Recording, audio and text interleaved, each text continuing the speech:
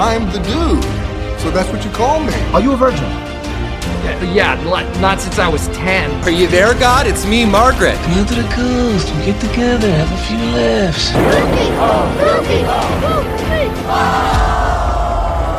Gentlemen, you can't fight in here. This is the war room. Can I return it if it doesn't fit? It always fits. Eventually. Hey everyone, welcome back to Movie Mingle, and this episode 2, we are talking about the movie Parasite, which Maggie had never seen before. Never seen.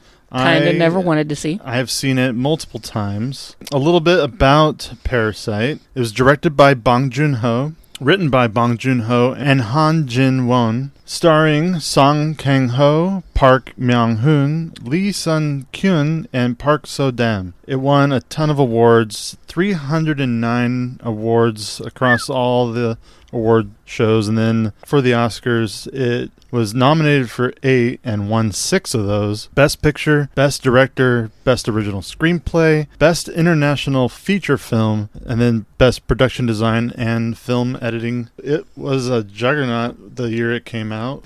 Back in 2019. I think I watched that Academy Award show, but it was a long time ago.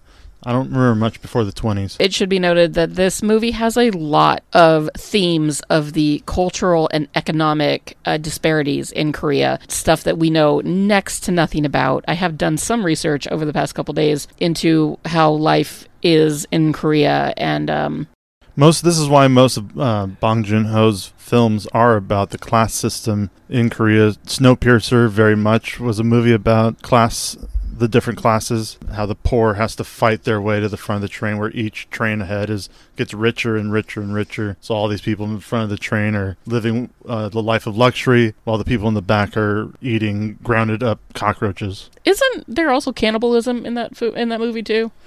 Don't they eat people at some point? There might have been a person who fell into the grinder, but it was mostly cockroaches. And I do want to start off by saying I really never wanted to watch this movie.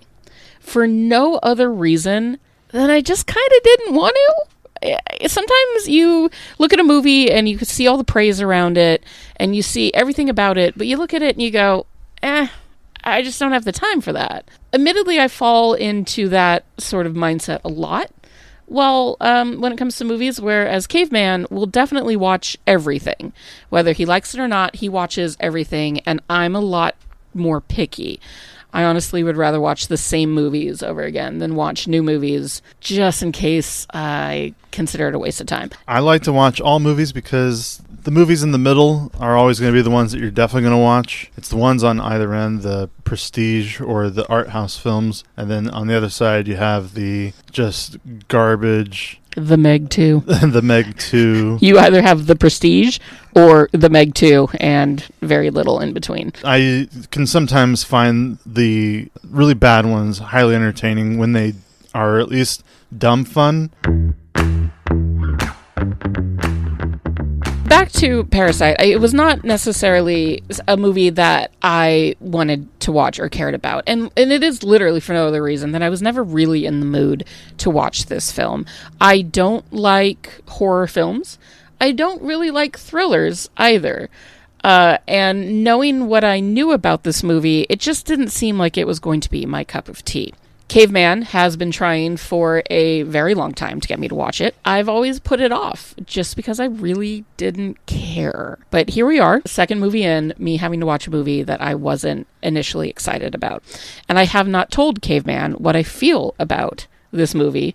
No, up until I'm going in this completely blind. I have no idea what her opinion of any of the movies that she's never seen that I don't already know her opinion of. Just going into it blind and listening to it live on the podcast. So, Maggie, what did you think of Parasite? I thought it was an incredible film. Wow. I know, victory for him. all this time. It was an incredibly put together film. It was beautiful. It was heart-wrenching. It was terrifying. It was very weird. I'm not 100% sure that I understood all of it. I don't think I've understood all the details of the movie. I get the basics, we'll talk about it as we go through the film, but the basic premise is the class system and Parasite being leeching off of the rich for their money, but also reverse that, it's even a double meaning where the Park family is also a parasite.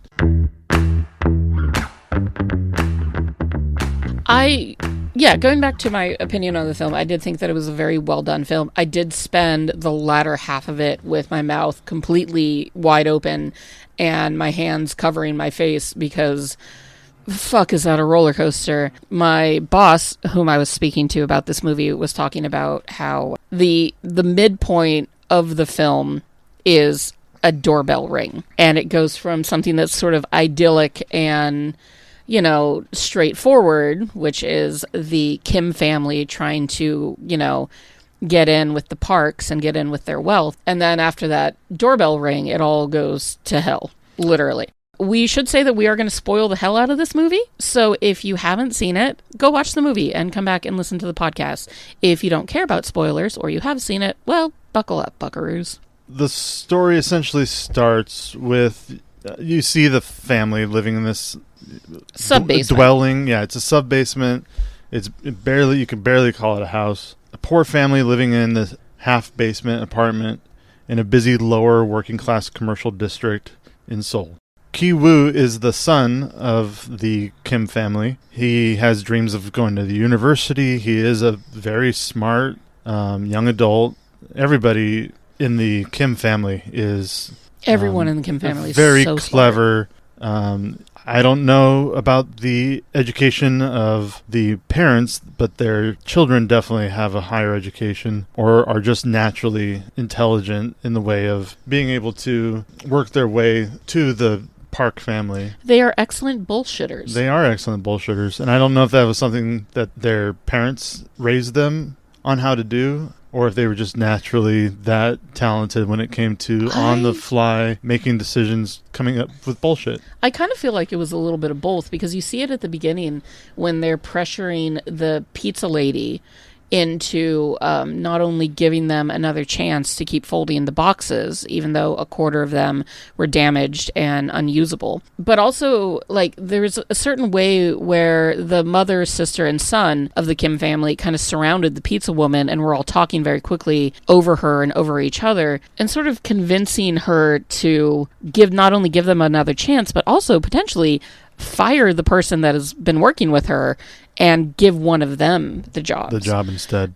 So I do think that it is a mixture of just sort of naturally good bullshitting and being taught.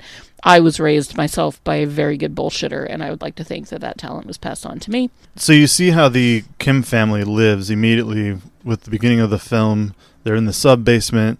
They stick around for the extermination while they're folding these boxes. Leaving the windows open so that they can get a free extermination. They deal with the man peeing on their window, essentially. Which brings me to Ki-woo's friend, who is the one who is leaving town to go to university, which I guess does tell you that Ki-woo is not in a university.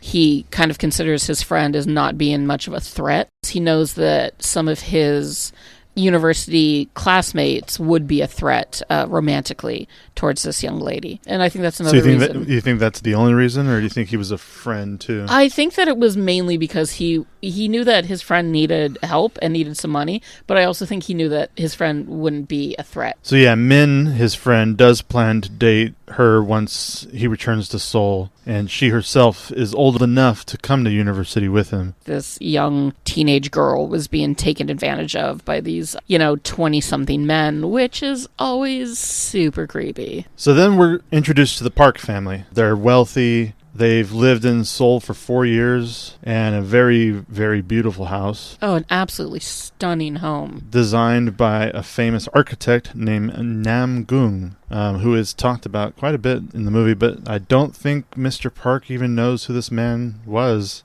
or that he even bought a house from a famous architect. Somebody we meet later knows plenty about Mr. Namgoon, but didn't ever seem like Mr. Park cared or knew the house that he was living in. Obviously, nobody told him about a secret in the house, which, as a homeowner, you would hope somebody would have told you about that, but I think it's explained later why.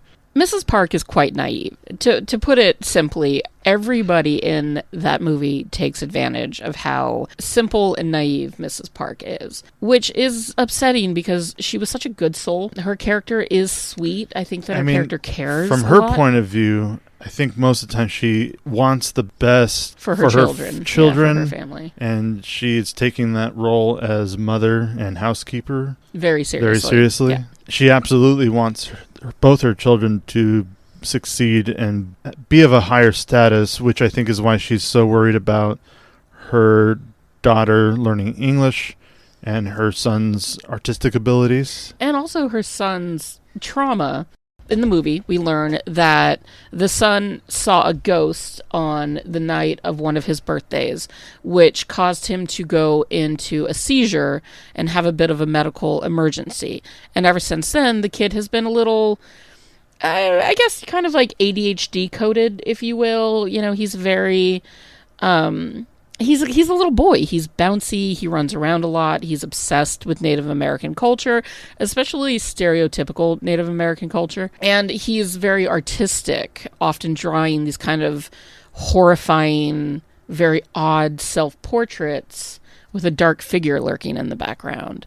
And Mrs. Park is understandably concerned about her son, who's like 10 maybe? About 10, I believe. About 10 or so. She's very concerned for her son and his ability to function and just live in the world, which is why she puts so much effort into his supposed art therapy and just for caring for him. A lot of the movie seems to be about caring for the son and giving the son whatever he wants, while I felt like the daughter was sort of the afterthought. Even though the daughter is older, it was the focuses on her were much more of her studies and whether or not she can get into a good college and learn English well, versus the son, who seemed to kind of get anything and everything he wanted. So he was also a little bit of a spoiled kid. I kind of feel like they didn't care as much about the daughter. That's the vibe that I got, that she wasn't as important as the son, especially to Mr. Park, who, in what interactions I can remember, he always seemed to be kind of short with his daughter versus being very loving and attentive to his son. From what I have read, there's still a pretty big gap between the sexes in terms of the workforce, what they're expected, what is expected of them. So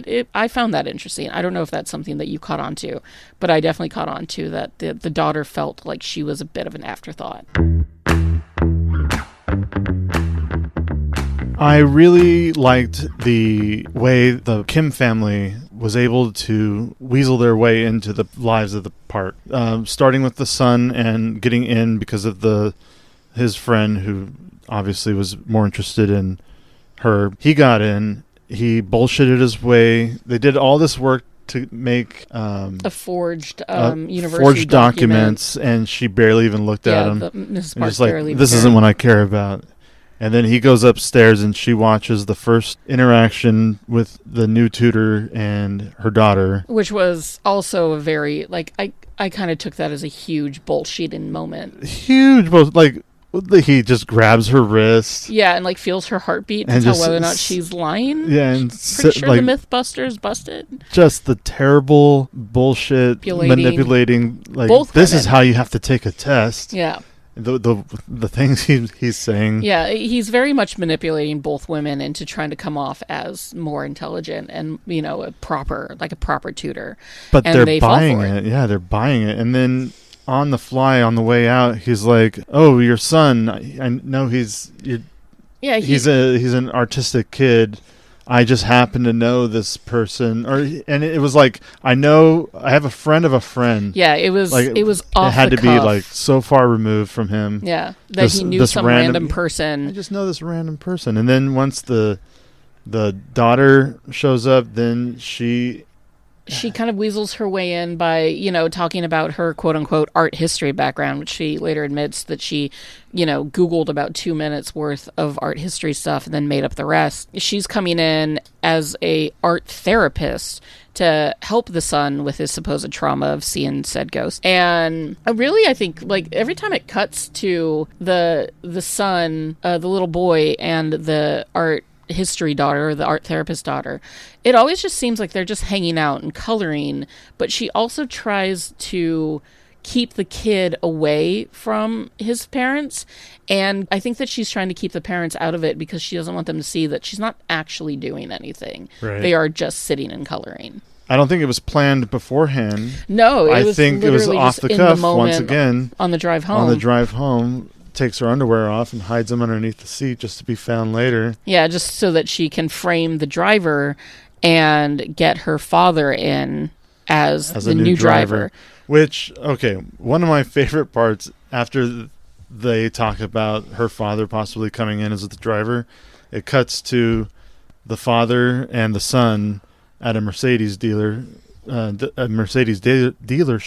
going through all the adjust the mirrors here. I can adjust this, all the they're little basically doodads learning how to operate the car to make it seem as though the father is well experienced. But what a fun, I just like the inclusion of that scene, just showing you that they don't just automatically know these things right away. They do have to do some homework. There's a lot of prep work that they go through that is shown in the movie, and I thought that was brilliant. Studying scripts, guessing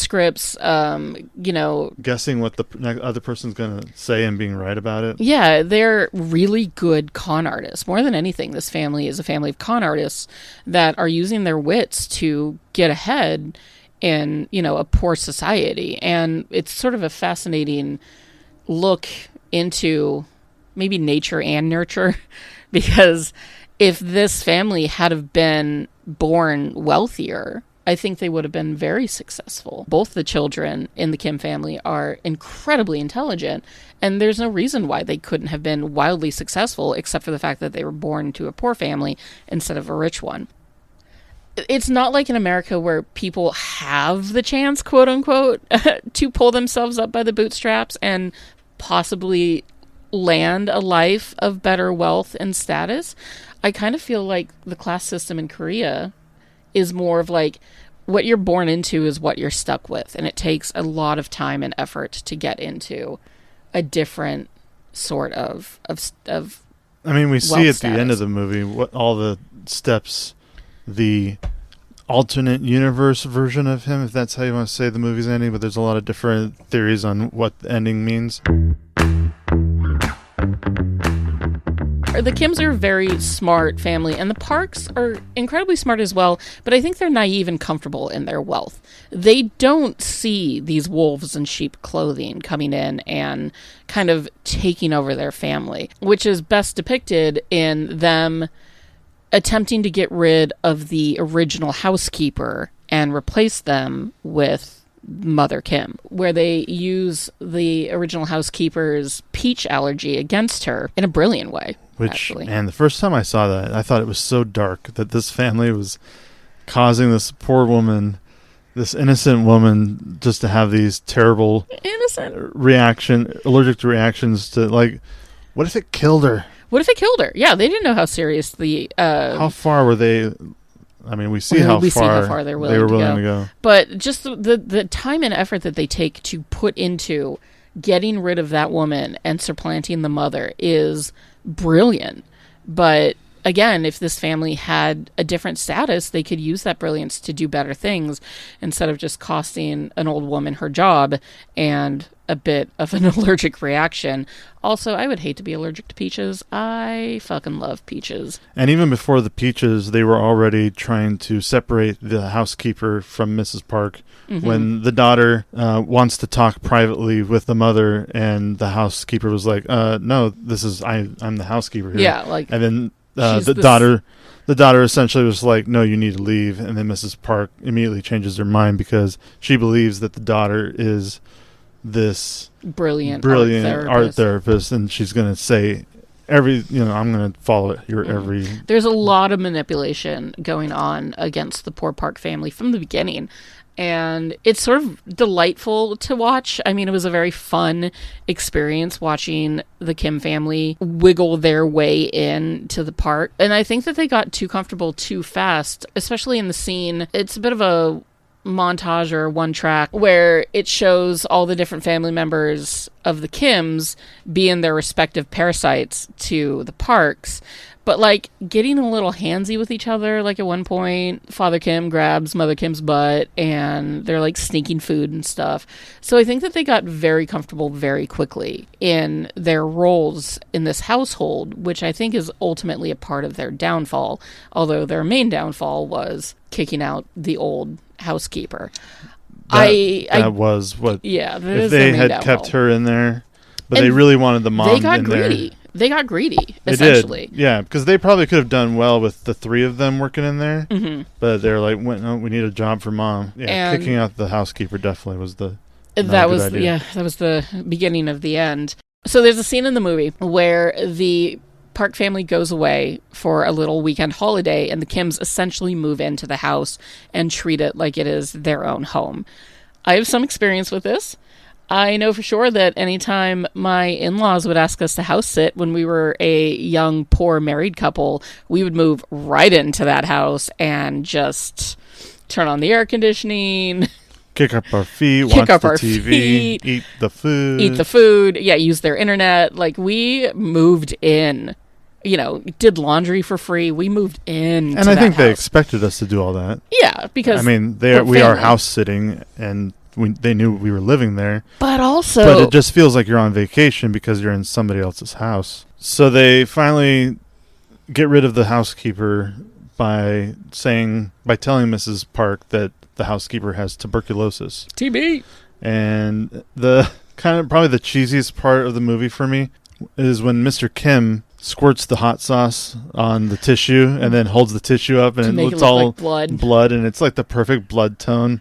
And Yeah, I've never the seen a music, hot sauce that the music color. at the same time was like really like over the top, and that was like the one moment where I was like, oh, this is really cheesy.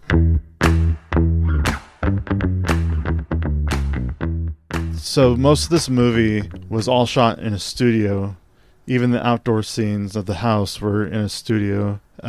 Just some really great set design. The scene when the family's playing outside, when they have the house to themselves and they're enjoying time outside. I think one of the characters is reading a book on the grass. Yeah, the sun's just laying The sunset in the is grass. getting, the The sunset's daughter's going taking down. a bath. Yeah.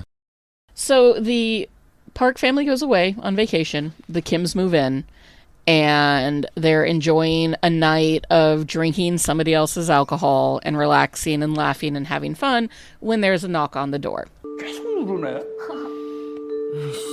동네 시끄럽게. 누구세요? 안녕하세요.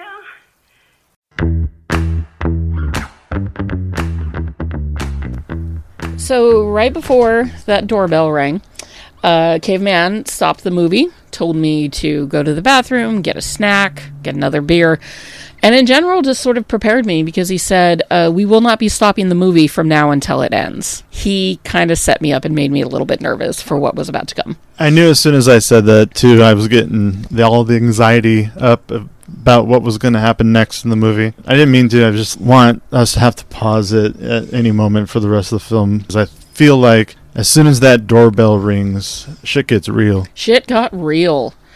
So the old housekeeper comes in and is talking about how she forgot something in the basement. And, of course, Mrs. Kim has to hide her family, so the family kind of all hides away because they're not supposed to be there. They clean up really fast. And the housekeeper comes in, the old housekeeper, and she wants something out of the basement. She goes down to the basement and is actively trying to push open a large cabinet, only for us to discover that behind said large cabinet is a sub-basement where her husband lives. And her husband has been living there for several years? The Park family has been there for 4 years. That was around the time that the husband moved in, from right? what I gathered. So he's been living in the subbasement for free, hiding from loan sharks, while the housekeeper, his wife, has just been going about the job, sneaking him food. There is a line where they say that she eats enough food for 2 people. So clearly she's been sneaking food to her husband. And when she finds her husband down in the subbasement, he's starving, very weak. And if you've seen the movie, you know what happens next. The Kim family is discovered by the housekeeper and her husband. There's a recording of them. There's a whole blackmailing thing going on. Like, it gets ugly and gets ugly fast. Well, just the rest of the family sneaking down the stairs behind their mom. And it's like, what are you doing? Stay upstairs. I don't think I would stay upstairs, though. Out of curiosity, they just get closer and closer to the edge, and then they finally fall. Could you have stayed upstairs? If I knew that there was a secret basement?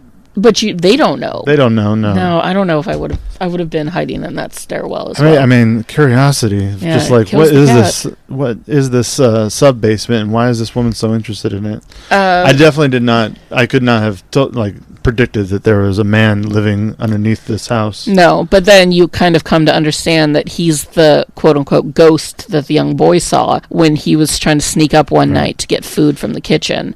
And he was, that actor was set up to look terrifying.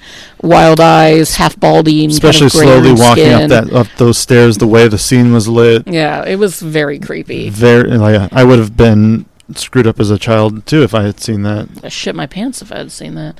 Then they also reveal that every time Mr. Park walks up the stairs, the old man living under the building presses the corresponding lights to his walking up, almost as if you think they are motion detected, but it's just him paying respect to this man every time he walks upstairs. Yeah, paying respect to the man who's housing him. Whose house he's into. Respect. He also uses the light for Morse code, thinking that the husband, Mr. Park, would have known Morse code because of his time in the military and because he's a smart man. So he also sometimes plays out or writes out letters to him in Morse code, which I don't know if big house or not, oblivious or not, I feel like I would notice if one of our lights started randomly blinking and not in any particular pattern. You'd think you'd also notice if the lights came on for you every single time you went up a certain set of stairs. Once again, I think he's completely oblivious to this house. He's just complacent and thinks that it's just just part of the house. And it's interesting too, because if you go back, they show you this happen throughout the movie before you realize somebody lives under there. Mm-hmm. The lights turn on only for Mr. Park. Anytime somebody else goes up the stairs, they don't turn on. Oh, I didn't clock that. Yeah, of course, it's something you have to catch the second, third, fourth time you watch it. So, creepy man in the basement, the family finds out, shit happens, and they all end up captured by the housekeeper and her husband, who are essentially holding them hostage with a video that shows that all the Kims are related and that they've somehow been, using the family. And in doing so, it allows the housekeeper and her husband to live for a moment in the lap of luxury, to sit on the couch, to just enjoy and be at peace. And of course, all this comes to a head when the Parks call and say they're coming home. They're coming home early. If you didn't think the doorbell was one way of ringing in something crazy happening, as soon as they get a phone call saying, "Yeah, we're going to be home in 8 minutes" or something like that, it's pure chaos. It's that moment when you're having fun with either a sibling or a friend at your house or somebody else's house. And then all of a sudden, parents are coming home. Parents are coming home in 5 minutes. And you've got to run dishes to clean everywhere. The house. We have all been in that moment where you're shoving shit under the couch, you're hiding things in cabinets, you're hiding people, shoving them out the door. And she's, at the same time, the mom is making a dish that she has no idea how to cook, which is so good. Seems to pull it off because nobody said anything about it. I did also find it very interesting, jumping ahead just a little bit, that Mrs. Park eats the entire dish without giving any to her children or her family. She meant to have the dish made up for her son, but she just sits down and eats it all anyways, while telling the story to Mrs. Kim about the ghost. In the moment, the son was preoccupied with sleeping outside on a rainy night. Yeah, having a teepee set up and all that. You mentioned teepee, and that just gets the whole thing, how obsessed they are with American Westerns. Not even just American Westerns. It is Native American specifically like Western material. It's not just cowboys and quote unquote Indians. It's just the Native American side of things. He's shooting a bow and arrow, there are headdresses in the movie, and it's sort of very interesting to watch another culture take something that is of American culture, and especially Native culture, and turn it into a huge stereotype. Bong Joon-ho actually has a very interesting quote about it, where he likens it to somebody wearing a shirt with a Che Guevara on it, not because they agree with his revolutionary status, but they just think that the shirt is cool. But it is interesting that the little boy is sort of obsessed with Native culture. I think the boy has also gotten his mom a little obsessed with it as well, because she is so happy to tell people that this is from America, or that is American. It's very much a status thing that she's getting all of these it imported. Imports. Yeah. So they set up the tent for the little boy in the backyard, and then the Parks, thinking that they're alone in their house, lay down on the couch to watch their boy, out in the yard, thinking that they're alone, only to find out that 3 of the Kims are underneath the coffee table right next to them. And then what proceeds is the most uncomfortable sex scene I've seen in a while. We did also kind of skip over the fact that they managed to get the housekeeper and her husband down into the basement by some pretty brutal means. The housekeeper absolutely suffers a severe head trauma by being shoved down the stairs and hitting her head on the wall. So hard. And on top of that, they also used a peach to subdue her. So this woman is not only suffering an allergic reaction, but she also has a head trauma, and now she's tied up in a sub-basement with her husband, who's bound and gagged. I do consider that the most brutal death in the movie, especially for her husband, who has to watch her succumb to those injuries. It's no wonder he goes crazy later on in the film. That was fucked up, what they did to that poor woman. And it all happened so fast. I don't even really consider any of these family members murderers. It just shows you how quickly shit can go real wrong. And it was shocking. It was horrifying, actually, to see that scene. And then to just have them all kind of not forget about it. I don't think any one of them forget about it. But they had to put it away in order to hide under that table while the Parks sat and did their thing, waiting for them to eventually fall asleep. It definitely made me uncomfortable seeing them get intimate, only because I knew that there was somebody right there. There were 3 people right there, listening into every one of those very intimate actions, and it's creepy. As a married couple, it's creepy. So I found that scene very, very deeply uncomfortable. They also bring up, for the first time, and maybe I think it was the first time they bring up how Mr. Kim smells, how he kind of smells like a poor person, and that's how they know that he's poor, because of his stench. And I think that he really took that as an insult. But it was interesting how the kid was able to point out, like, that person and that person smell the same, and they both smell like that tutor guy. And they were like, then they're like, do we have to start doing our laundry with different soaps and different washes? Do we have to and it was something that the mom didn't want to do, because she's the one having to do the laundry. So she didn't want to wash everybody's clothes she's separately. taking care of 2 families now.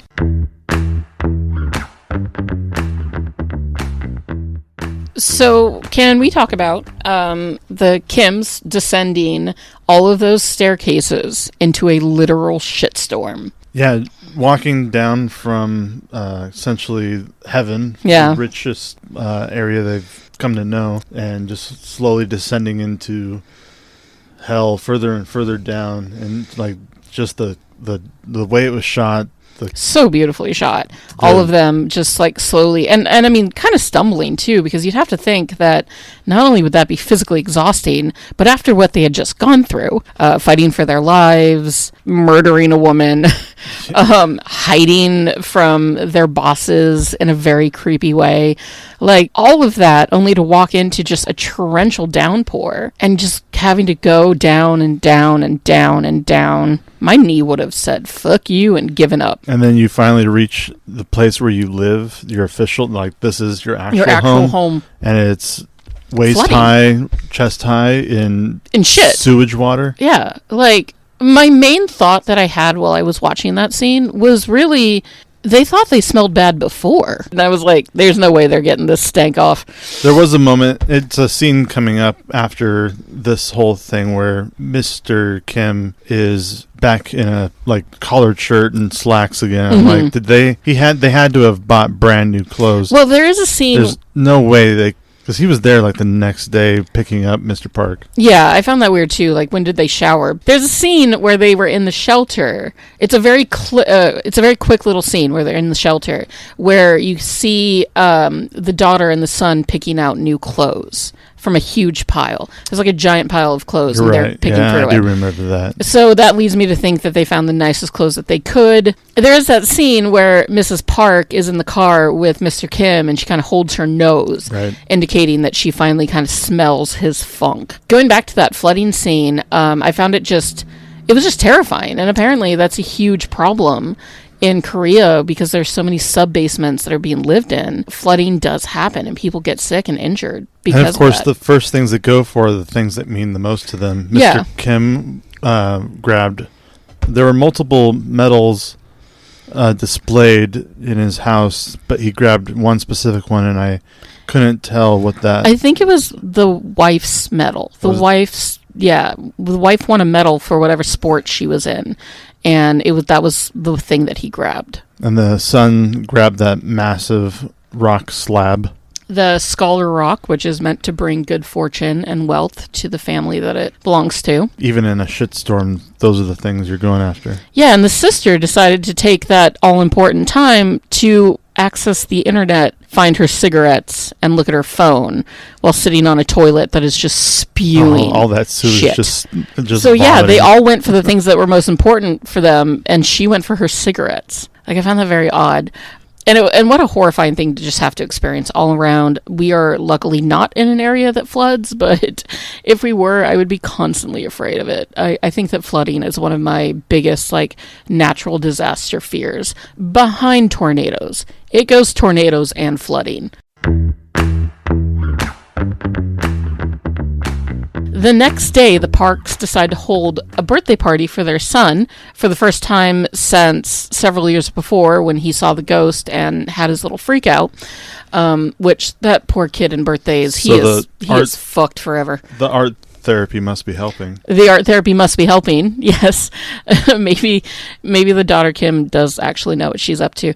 They decide to hold a party, kind of a last-minute impromptu, that they put together. The elder Kims, the mother and father, have to help set up the party, while the younger Kims get to come and enjoy the party. And that leads into the scene where the son has a moment with the girl that he's tutoring, where he's too lost in thought to make out with her. And I would like to bring up now that their relationship was super creepy. Not only the way that his friend had a crush on her, but also that, he then goes and connects in a romantic relationship with her. Do you think that was planned by him, or do you think that happened on its own?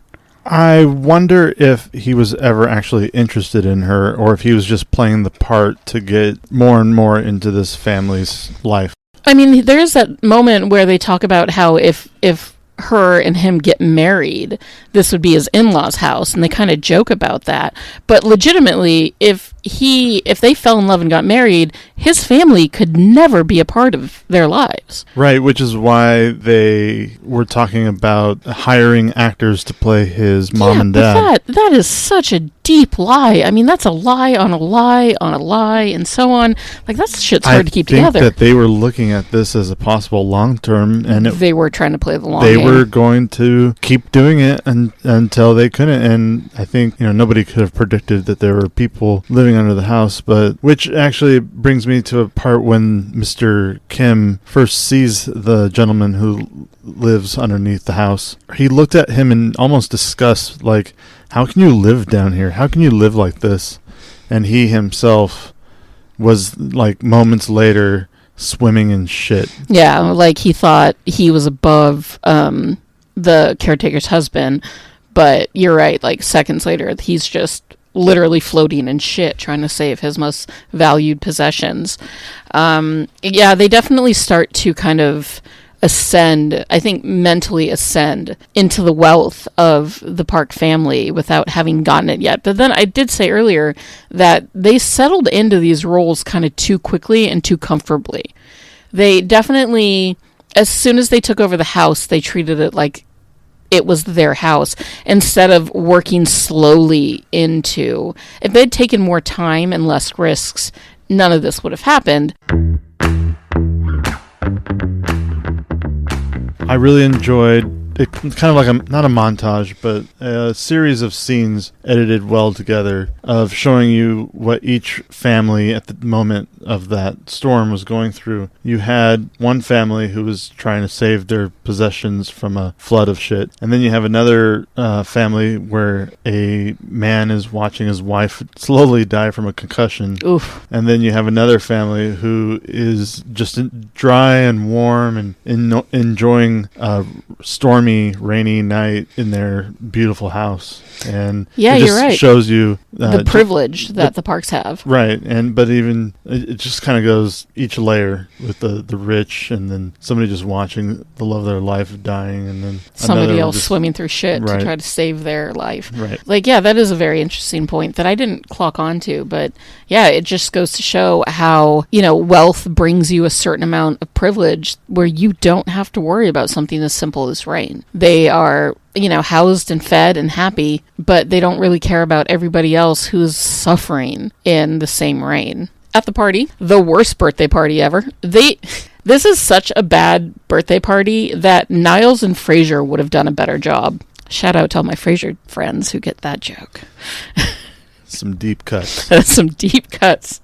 I actually wrote that down too. I also want to point out that I wrote down the word ugh with 10 G's when writing about the relationship between the tutor and the girl that he was tutoring, because I really, really disliked that part. It just made it so creepy. And another part that made me kind of cringy too is when Mr. Park and Mr. Kim are in the bushes in headdresses wanting to jump out and attack the cake. It was a choice. It makes me uncomfortable. Right, but he's at the same time, like, in that moment, do you think Mr. Kim was feeling like Mr. Park was just taking advantage of him? I mean, that's kind of the whole, like, the way... That is kind of the point of the scene, isn't it? You're right. Like, I'm supposed to be a driver, but you're just like, here, I'm throwing some extra cash at you so that you can... do whatever I want you to. Be a clown at my kid's birthday party. And after a night of horrific trauma, not even just that he killed a lady, but also because his entire life was just flooded with shit. Mr. Park doesn't care at all what happened to him the night before. No, he doesn't even ask. Even if he told him, Mr. Park wouldn't care. Yeah, it's like they were all expected to drop everything to come to this party and be a part of it, because there was nothing else they could do. They were in too deep that they couldn't take essentially a sick day. And that goes back to the double meaning of Parasite, where it's even the rich using poor for their own gain, like a parasite would. So not only is I just kind of got that. Not only are the that's what we're here Kims, for. oh my God, the Kims are parasites on the Parks, but the Parks are parasites on the Kims. It was deeply disturbing seeing the husband of the caretaker coming out covered in blood, having bashed his head in all night. Well, right before that, he had thrown a huge stone slab. Oh God, yeah. Onto the boy. You know why I didn't think about that moment? Because that was my least favorite part of that whole movie. I was wondering what the whole time that I knew that was going to happen. I was waiting for your reaction. I think I gasped and jumped very loudly. I was convinced that that boy, if he wasn't dead from the first one, he died from the second one. Oh, he died from the second one, for sure. How did that kid survive? Well, which brings me, I mean, that's kind of, I know we're kind of skipping ahead a little bit, but that's essentially the whole end of the film. I will say that when he bludgeoned him to death, super shocked, didn't see it coming, did not need the extra scene of the guy dropping the rock on the son's head and watching his whole body shudder. Oh, I hated it. It was so, I don't like gore, and it wasn't necessarily gory, but it was viscerally very ugh, if you get that. And then he goes on a rampage against everybody else. Do you think that his intended purpose was to kill the Kims, right? Because he didn't really go after the Parks. Right, because He knew what they looked like. He's Yeah. blaming them for his wife's death. He even yelled Respect. he kept yelling the name of Mrs. Kim over and over because his wife was like, don't forget what her name is. Get revenge. Sure. He stabs the daughter in a wound that I kind of thought was survivable. I kind of thought that the She would daughter survive would and survive the and the boy would die. They switched it around on us. Yeah, they did. And of course, the poor young kid sees this all again on his birthday and has another seizure. Like, it was a whole shit show of violence and terrible things happening. But ultimately, the daughter is stabbed. The little boy from the parks has a seizure. The mother has a bunch of defensive stab wounds. Even though my son is dying, I still need you Yeah. to drive my car. Yes. Not I could just I'm going to do it myself. I could just push this body off Yeah. the car keys, grab the keys. Instead, he He's insists insisting, that yeah. that Mr. Kim grabs the keys, and Yeah. then once Mr. Park actually does get the keys, takes the time to Yeah, he takes the time to You be stink. grossed out by the smell Yeah. of the dead man in his backyard. Not because he's dead, but just because of that's his smell. That guy must have been ripe. Holy shit. But he really had to point it Yeah. out. Like, holding these keys, being in your presence is just so disgusting. Yeah. I can't stand it. Because that moment in time was more important to him than even his own dying son, and that costs him his life. Because Mr. Kim grabs the knife and shoves it right into Mr. Park's chest. I did not see that coming. I think that was the part that, for me, I was like, oh, shit. Because now there are 2 families that have been left, 3 families that have been left completely, Yeah. devastated 3 by families this affected by all this one action of bullshittery. It literally, like, if the son had never said, oh, I know a girl who can do art therapy for you, none of this would have happened. But again, we wouldn't have been talking about this movie if that had happened. So what's the point of what ifing?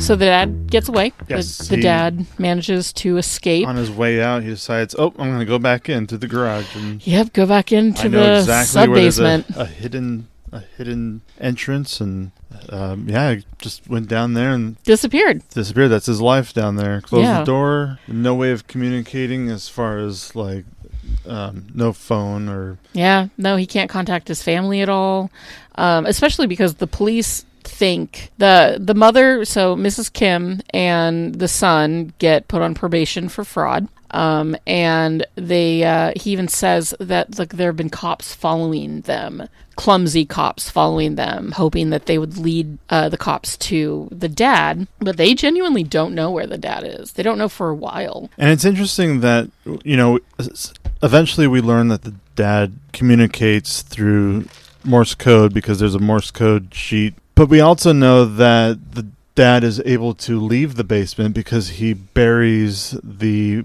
housekeeper out in the garden. He's able to get out when the house is empty. Right. But you would think that there'd be easier ways to communicate with somebody through Morse code if you can get out of the basement that you're locked in. Yeah. I know he doesn't want to get caught. It's just like the other guy who was down there because he didn't want any loan sharks to find him. And you would what think, would the dad have done if he'd gotten out? Like, right, where would he go? Yeah. If you're a wanted man. I'm guessing people are just very easy to catch once you're out in the open. Yeah.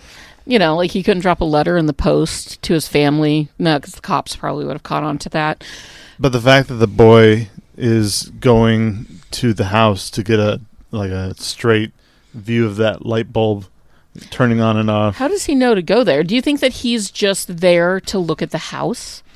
I think I kind of got the vibe that he was just there to visit the house. in the hopes that his dad would turn up. No, I think it wasn't even in hopes that his dad would be there, just that he wanted to just he couldn't get away from the house. It was still a part of him. It was like his salt burn. He wanted to be near the house. And then he notices the light flashing on and off. I don't think he was there hoping to see a sign of his father. He might have been. But I kind of got the vibe more that he just couldn't stay away from the house. Or maybe he was trying to be with the Park's daughter again. Well, no, because they moved, remember? And That's a right. new family moved in. Yeah, Which I forgot does about bring that. me to one major pet peeve that I have about this movie. Yes. And this is because I have a very weird knowledge of very weird things. Everybody talks about that family being German, but they're actually Swiss. When you see the magnets on the fridge, you see the Swiss flag, you see the Lucerne Bridge, and you see the Canton seal for Bern. But everybody keeps calling them German, so, they're Swiss. For anybody who's wondering about that. If anybody was wondering, they're Swiss. This is who I am, guys. I can't. So there's a couple theories on the ending of the film. One is that he died from getting hit over the head, and now this is his afterlife, or he's seeing the afterlife, or it's his vision of what happens eventually. It's probably the weaker of the theories because of the story that's told later. Yeah, he interacts so much with everybody, with his mom. The dialogue is like a written letter. It's a communication between the father and son, just using Morse code. Yeah, between the two of them. Which, by the way, would take fucking ever. It's such a long message. It's such a long message. Between two people who barely know Morse code. There's a lot of unnecessary descriptions in a letter written in Morse code. I mean, there's a reason why they just say SOS. But one of the theories is that the letter he is writing is a letter of hope that may not come into fruition. So one of the ideas that maybe this is either a dream while he's in a coma, or it's just a hope written in a letter, was that a doctor and a detective wake him up, and the doctor and the detective are so backwards in their casting. Like this is just something I've been looking over. Oh, this is one of the theories. It's one of those theories, but because the doctor looks more like a cop would, and the cop looks more like what I a doctor did think would. that they did kind of look strange. Like they were cast wrong. Yeah, or they wore purpose. the wrong costumes. That's interesting. But because of that, that's why people think that he's dead. Or in a coma, yeah. Or just the letter was just a letter of hope that didn't actually happen. It's like, Dad, this is what I hope happens. Well, yeah, the way that I read into the ending is that he writes back to his father saying, like, no matter what, I will do what it takes to buy this house and free you. Essentially the happy ending, but I don't think he actually does. I think that when you see this sort of beautiful future montage of him buying the house and the dad coming out to be reunited with his family, I don't think that happens. I genuinely think that that is just what he hopes to do. That is his dream, but that dream never comes true. I don't think this family gets a happy ending. I think that when it cuts back to the kid in the basement writing the letter, and you kind of just see the view out from that sub-basement, I think that's the reality, that this kid is stuck there forever, and he'll never see his dad again. Right. I don't think the dad and the family are ever reunited. No, I don't think so either. And, ultimately, it's all his fault, because he was the one, again, that in a split-second decision decided to say, hey, I know a girl who can help your son. That was the snowball that turned into an absolute shit avalanche that broke this whole family apart, that broke 3 families apart. So it's interesting. That son has to live with that, and I think that it's going to fuck with him for a very long time. But it was a great movie, and I enjoyed it. I am sorry it took me so long to watch, but I'm glad that I watched it like this. I'm glad I got to finally watch it with you.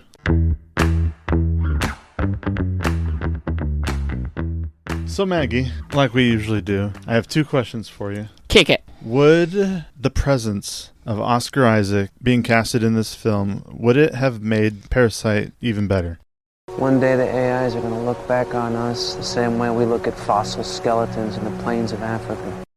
No. I know that's not too shocking because we've only asked this question a couple of times now, but I think that the presence of Oscar Isaac, the most beautiful man in the world, would have been distracting because he is not Korean. There would have been no reason for him to be in that film. If there was like a picture of him on the refrigerator, I would have been fine with that. But no, I don't think he should have been included in this film. Well, that brings me to my second question, which is kind of designed to ignore the first question. Because no matter what, you have to pick a character that Oscar Isaac, yeah, he has to replace one character. Yeah. Oscar Isaac would have been the weird detective at the end of the movie. I feel like that's a cop-out. Oh, I'm going to high-five him for that. So, yeah, Parasite was a great film. I'm glad I watched it. I'm glad that you got to watch me watch it. I'm glad that we got to talk about it. If you have any thoughts on Parasite or the podcast in general, you can reach out to us at movieminglepod@gmail.com. We also just started our Instagram, which is also movieminglepod on there. What would you rate Parasite? 1 out of 5. Oh, 4.5. I'd give it a solid 4. It was a great film. I don't plan on ever watching it again. I might. Oh, I've seen it so many times. But yeah, it was a great film. Very well done. So I definitely give it a 4. Well, that's the end of this episode. If you guys liked it, please listen to more. We've got a few of them on there now. Like and subscribe. Is that a thing for podcasts? I don't think it's a thing for, well, if you're on Spotify, you can rate us 5 stars. And if you are on Apple Podcasts, you can rate us as well on there too. Be nice to us. We're trying. And stay tuned for the next episode. Are you an effective team? We are an effective team. Let them fight. How did you just do that? I'm a really good lawyer. Here on Caladan, we've ruled by air power and sea power. On Arrakis, we need to cultivate desert power. Welcome, Mr. Beach. Or is that Bond? I'm a little confused. Well, we wouldn't want that, would we? I don't want to brag, but I will. I was in the Avengers. The Avengers? Yeah. That's great. Thank you. What is that? I'm gonna make him an offer he can't refuse. Toga, toga, toga, toga.